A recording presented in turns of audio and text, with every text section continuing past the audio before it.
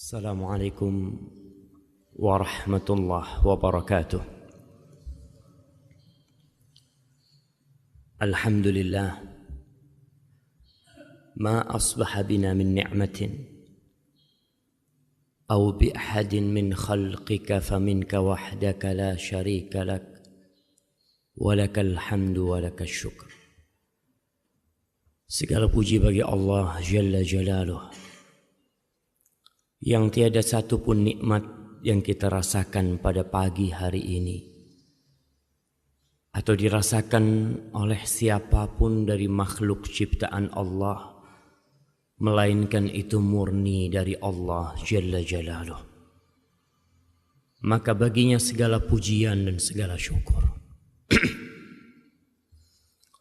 Allahumma salli wa sallim ala nabiyyina Muhammad wa ala alihi wa ashabihi ajma'in. Ya Allah, semoga salawatmu, semoga salam, berkah dan nikmatmu senantiasa kau curahkan untuk hamba kekasihmu, untuk Nabi kita Muhammad sallallahu alaihi wasallam, dan untuk keluarga beliau, untuk istri-istri beliau, untuk anak cucu beliau, dan untuk seluruh sahabat Nabi radhiyallahu ta'ala anhum ajma'in. Amma ba'd. Ada sebuah nasihat yang disampaikan oleh salah seorang ulama. Dia mengatakan, ya ibna Adam, innama anta ayyam, idza dhahaba yaumun dhahaba ba'duka. Wahai anak Adam, engkau itu hanyalah kumpulan hari-hari. Manusia itu hanya kumpulan hari-hari. Kalau satu hari pergi, ketika mentari tenggelam di ufuk barat, maka sebagian dari dirimu telah pergi. Tinggal menanti, di mana pada suatu saat hari-hari milik kita tinggal sedikit dari yang mungkin ribuan hari milik kita. Barakallahu fikum. Akan tersisa 1 minggu. Dari 1 minggu akan tersisa 2 hari, 1 hari, dan kemudian selesai.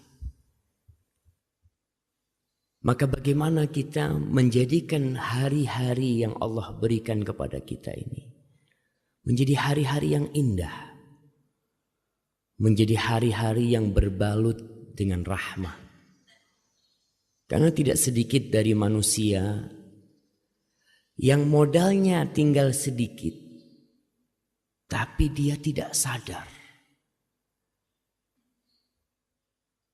Pernah seorang alim ulama mendapatkan berita bahwa sohibnya itu sekarang sudah menjadi orang yang kaya raya, yang memiliki harta bertumpuk-tumpuk, sibuk mencari dunianya.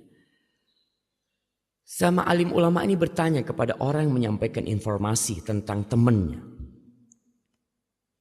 hal jama'a lidzalika ayyaman yunfiq fiha? Apakah temanku itu yang mengumpulkan harta banyak juga mengumpulkan waktu,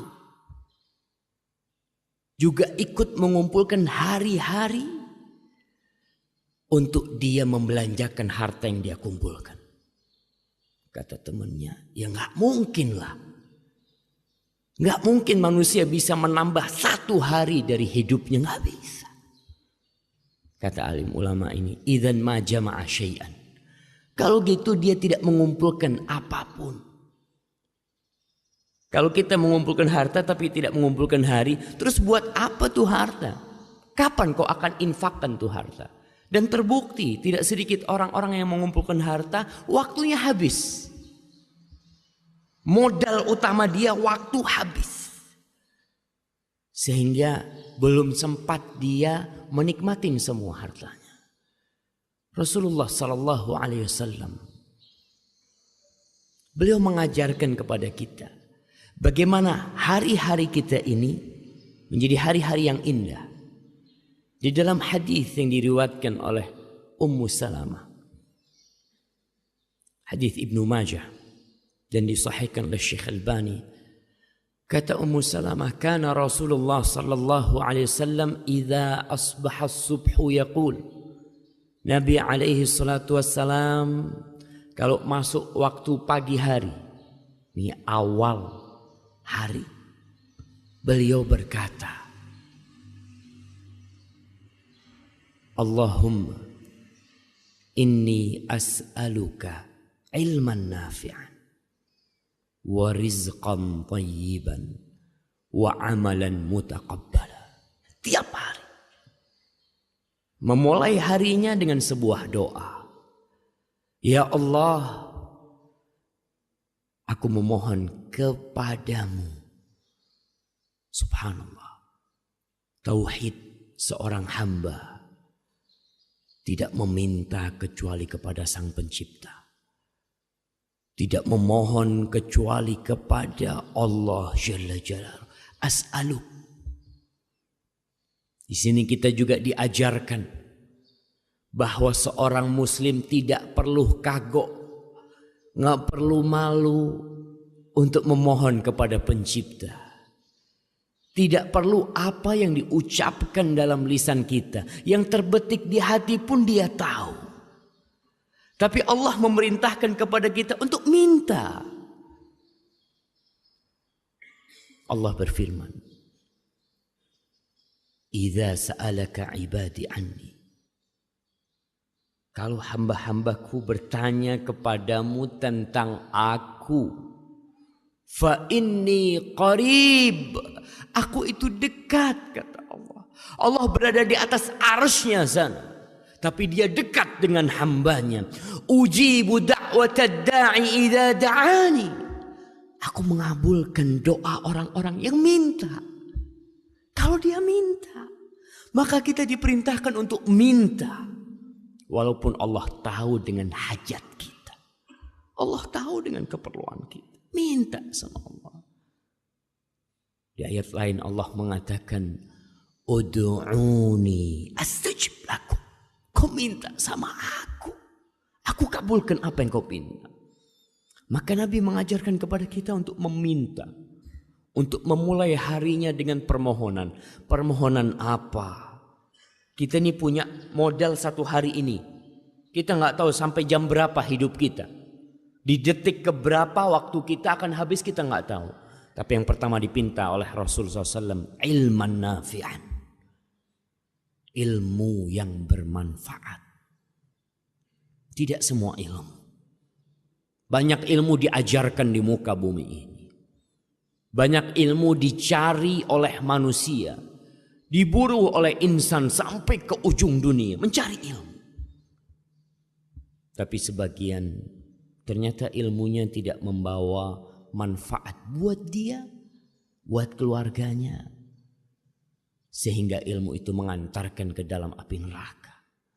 Ilmu apa sih yang bermanfaat itu? Berbicara tentang kebutuhan manusia kepada ilmu, gak perlu kita meragukannya. Kita lihat di negeri kita. SD, TK, sebelum TK, PAUD, SD, SMP, SMA, banyak sekali. Itu pertanda manusia perhatian akan ilmu. Tiap hari belajar ilmu. Hari Ahad pun ketika libur orang tuanya ngomong, nak, Ahad bukan berarti kau gak sekolah. Kau tetap belajar. Karena kita butuh dengan ilmu. Tapi ternyata sebagian orang belajar SD, SMP, SMA, S1, S2, S3 sampai profesor. Terakhir masuk penjara. Korupsi. Subhanallah. Jadi ente belajar buat apa selama ini? Nggak bermanfaat ilmu yang kau gali selama ini. Sehingga kita lihat pemerintah kita mulai berpikir. Berpikir apa? Berpikir pendidikan berbasis karakter. Karena banyak ilmu yang diajarkan nggak bermanfaat.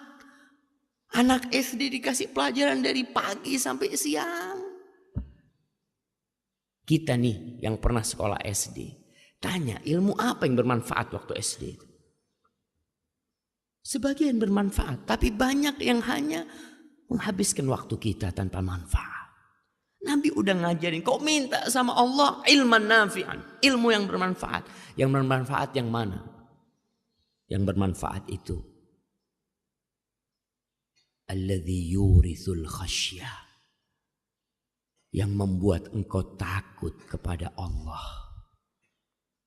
Ilmu yang bermanfaat yang membuat engkau berbakti kepada orang tuamu, membuat engkau empati kepada tetanggamu, membuat engkau berakhlak mulia, berkarakter yang baik, membuat engkau menghormati yang lebih tua, menyayangi yang lebih kecil, membuat engkau tahu mana yang halal dan mana yang haram, membuat engkau tahu mana kira-kira amalan yang diterima sama Allah dan mana amalan yang ditolak sama Allah.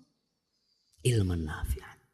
Nabi alaihi salatu wassalam memulai permohonannya dengan ilmu. Sebelum yang kedua, sebelum yang ketiga. Karena dengan ilmu kita memang bisa tahu mana yang dibenci sama Allah dan mana yang disukai oleh Allah. Tidak sedikit di antara kita yang berbuat dosa sampai tua. Ketika tua dia sadar, ya Allah ternyata yang aku lakukan dosa selama ini. Ya iyalah. Kok nggak tahu? Nggak tahu. Kenapa nggak tahu? Ya, selama ini kita ini Islamnya keturunan. Orang tua kita Islam, kita Islam. Kita jarang belajar ilmu agama. Bahkan ilmu agama itu di SD hanya sampingan. Tidak diujikan di ujian nasional. Enggak. Kok nggak belajar pun yang penting ujian nasional lulus. Sehingga muncul manusia tidak berkarakter, tidak beragama. Ya karena itu. Ilmu agama kurang diperhatikan. Padahal itu ilmu yang bermanfaat. Sampai mati dapat manfaat. Nabi diperintahkan oleh Allah untuk meminta tambahan. Bukan harta. Bukan rumah, bukan kendaraan. Satu. Wa qul rabbi zidni ilman. Katakan Muhammad, Rabbi. Wahai Rabb yang menciptakan aku, yang menciptakan alam semesta ini. Zidni, tambahkan buat aku. Ilman, ilmu. Di ayat lain Allah berfirman, innama yakhshallaha min ibadihi al-ulama. Sesungguhnya yang takut kepada Allah dari hamba-hambanya cuma ulama, cuma orang yang ngerti sama Allah, yang tahu sama hukum-hukum Allah. Cuma itu. Ustaz, berarti ilmu-ilmu yang lain gimana Ustaz? Kedokteran, kimia, apa? Ilmu itu bermanfaat kalau dibalut dengan ilmu kepada Allah. Tetap dasarnya itu ilmu tentang Allah. Karena tidak sedikit orang yang menjadi profesor di kedokteran, apa dia bisa sholatnya benar? Karena dia belajar di kedokteran. Nggak bakal. Tetap dia harus belajar agama supaya dia tahu sholat yang benar itu gimana. Kemudian setelah itu beliau memohon rizqan thayyiban, rezeki, tidak sembarang rezeki. Bukan rezeki yang banyak, bukan rezeki yang luas, bukan mobil yang mewah, bukan rumah yang tingkat, bukan tanah yang berhektar-hektar, tapi yang diminta rizqan thayyiban, rezeki yang thayyib. Apa tuh rezeki yang thayyib? Rezeki yang thayyib adalah rezeki yang bermanfaat, halal, bermanfaat buat kita. Rezeki buat kita tuh bukan yang kita tumpuk di lemari kita, bukan. Belum tentu rezeki kita. Tidak sedikit orang yang ditumpukan lemari besinya, anggaplah ada 1 miliar, mati. Setelah pagi hari dia kumpulin duitnya, dia lihat, Masya Allah 1 miliar sudah, dia kunci. Jam 9 pagi masuk rumah sakit, diperiksa sama dokter, mood, udah mati. Duit itu rezeki dia? Bukan. Punya anaknya bisa jadi, atau punya orang lain bisa jadi. Maka yang diminta oleh seorang hamba, rizqan thayyiban, rezeki yang thayyib, yang bermanfaat buat tubuh kita. Tentunya yang halal pada awalnya, bermanfaat buat anak kita, bermanfaat buat keluarga kita. Bukan yang banyak cuma, tapi yang thayyib. Tentunya dengan ilmu tadi kita bisa memilah-milah mana yang thayyib dan mana yang tidak thayyib. Kita hidup di masa yang manusia tidak lagi perhatian. Amin halalin iktasab, apakah dari yang halal dia dapatkan, amin haramin. Jangan lagi mikir, yang penting dapat fulus. Sampai muncul pernyataan-pernyataan ustaz, yang haram aja susah apalagi yang halal. Dari dulu yang haram itu susah. Dari dulu. Karena manusia secara fitrah ketika berbuat haram, melakukan atau mengambil rizki yang haram, nggak nyaman di hati dia. Ya sampai hari ini susah. Yang halal banyak. Tinggal kita mau nggak belajar terus berusaha. Yang ketiga yang dipinta sebagai modal dan bekal perjalanan hari kita ini, wa amalan mutaqabbala, amalan yang diterima. Sekali lagi Nabi itu mengajarkan kepada kita kualitas, bukan kuantitas. Ilmu bukan ilmu yang banyak, rezeki bukan rezeki yang banyak, itu kuantitas semuanya. Kemudian amalan bukan amalan yang banyak, tapi amalan yang diterima. Dan itulah sebenarnya tujuan kita beramal, supaya diterima, bukan asal beramal. Muncul orang-orang yang mengatakan, sudahlah nggak usah bicara tentang sholat yang benar, sholatnya Nabi atau sholatnya siapa, yang penting sholat. Lah banyak orang yang tidak sholat, subhanallah. Bukan yang penting sholat, yang penting bagaimana sholat diterima sama Allah. Karena Allah berfirman, fawailun lil musallin. Celaka, ada orang-orang yang ruku sujud tahunan masuk neraka. Sholat. Jadi hati-hati kita. Jangan cuma asal sholat. Amalan mutaqabbalah itu yang diminta sama Rasul. Sholat yang diterima itu yang kita inginkan. Siapa orang-orang yang sholat tapi masuk neraka? Kalau yang gak sholat jangan dipikirin. Ini yang sholat masuk neraka. Alladzina hum an salatihim sahun. Mereka adalah orang-orang yang sholat lalai sama sholatnya. Alladzina hum yura'un. Mereka sholat tapi riya. Sholat gak bakal diterima sholatmu kalau kau tidak mengharapkan ridha Allah Jalla Jalla. Di dalam hadis yang diriwayatkan oleh Imam Tabrani dan hadis ini hasan, Nabi alaihissalatu wassalam bersabda, Innar rajula la yusalli salata 60 sana. Ada orang, kata Nabi, yang sholat selama 60 tahun. Bisa dibayangin kalau dia baru mulai sholat umur 10 tahun, berarti umurnya 70 tahun. Sholat ruku sujud selama 60 tahun, walam tuqbal lahu shalah, satu pun sholatnya tidak ada yang diterima, satu pun sholat. Kenapa? Yutimmu ruku'ahu wala yutimmu sujudahu, yutimmu sujudahu wala yutimmu ruku'ahu. Sujudnya sempurna, rukuknya nggak sempurna. Rukuknya sempurna, sujudnya nggak sempurna. Ini yang namanya sholat asal-asalan. Nggak diterima. Buat apa kau capek-capek? Nabi kita alaihissalatu wassalam pernah duduk di Masjid Nabawi. Tahu-tahu ada sahabat Masuk, sholat.